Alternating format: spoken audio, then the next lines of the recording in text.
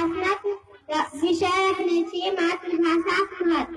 S.N. अग्रवालक पोथी शिक्षा के माध्यम में के भूमिका महात्मा गांधी कथन छन मातृभाषा मानवक विकास हेतु अतबे स्वाभाविक है जैसे शिशुक शारीरिक विकासक लेल मायक दूध।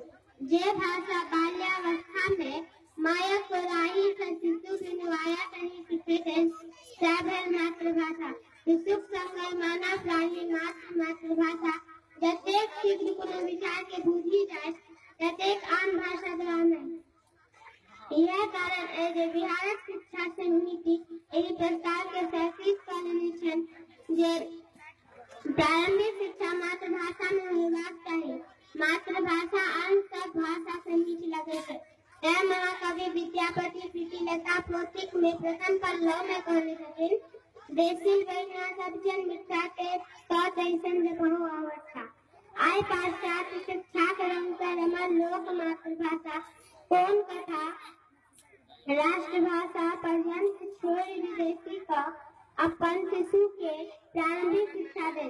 मातृभाषा में पढ़ब और पढ़ाए अपन देशी तेरा बुझे छे। निर्णय से माता पिता के मम्मी डैडी कहला सा माय बाप के साथ मान के ओ की बुझ सकत है। जे शब्द निरर्थक अछि जकर उत्पत्ति कोनो मूल स्रोत नहीं छै तकरा सिखला से संस्कार पर की असर पड़तै। आजुक दिन में मैथिली के अस्तित्व कम भा रहल छै।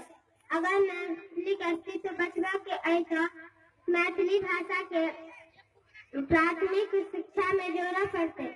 धन्यवाद।